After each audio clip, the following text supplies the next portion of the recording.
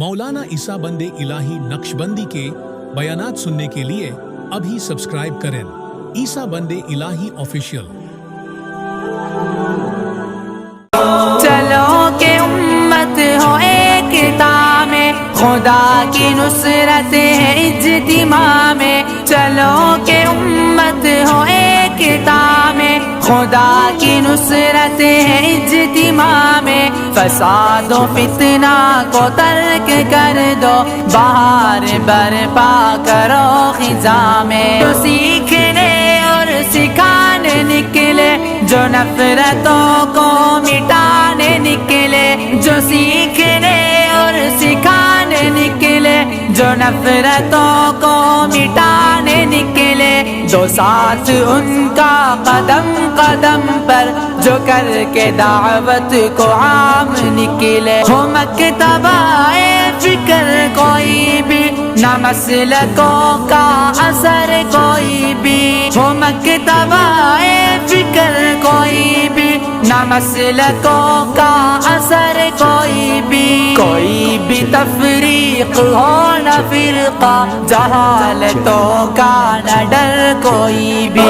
फिक्र हो उम्मत को जोड़ने की, बदी गुनाहों को छोड़ने की। फिक्र हो उम्मत को जोड़ने की, बदी गुनाहों को छोड़ने की। बटे हैं फिरकों में जो अनासिर, उन्हों को अल्लाहुम्मा सल्ली अला सय्यिदना मुहम्मद व अला आलि सय्यिदना मुहम्मद व बारिक वसल्लिम। बड़ी खुशी और मुसर्रत है कि आपके इस स्टेडियम में ये आजिज हाजिर है।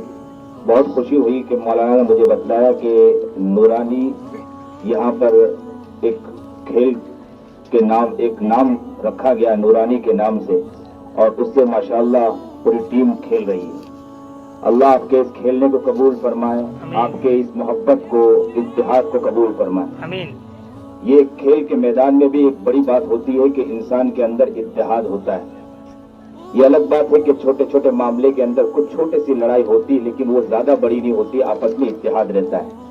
ये बहुत बड़ी चीज है और इंसान के अंदर होना भी चाहिए। एक खास बात बतलाना चाह रहा हूं। मैं अभी खेल देख ही रहा था, थोड़ी देर रुक गई।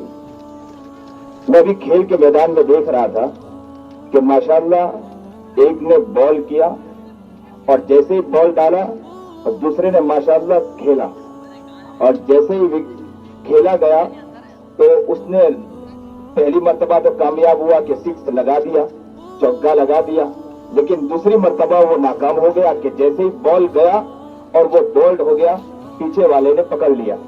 पता ये चला कि जिंदगी का भी यही मामला है कि कब इंसान बोल्ड हो जाए कुछ पता नहीं है, कब बोल्ड हो जाए इंसान की जिंदगी पता नहीं है। हो सकता है कि अभी एक दिन कामयाब हो गया, 2 दिन कामयाब हो गया, वो 6 पर 6 लगाते जा रहा है, रन पर रन लेते जा रहा है, और लेते लेते अचानक बोल्ड हो जाए कुछ पता नहीं है।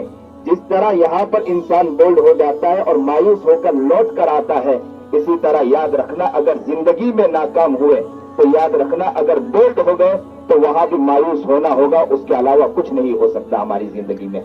इसीलिए याद रखना हमें अपने मकसद की तरफ तवज्जो रहना चाहिए। खेलो, खेलने से मना नहीं है, खूब खेलो, जितना खेलना है खेलो, खेलने से किसी ने ना नहीं कहा है, लेकिन खेल के अंदर आपको हमें अपना मकसद याद होना चाहिए कि हमारा मकसद क्या है। ये आंख अल्लाह ने दी है, ये जुबान अल्लाह ने दी है, ये हाथ अल्लाह ने दिया है, ये पैर अल्लाह ने दिया है।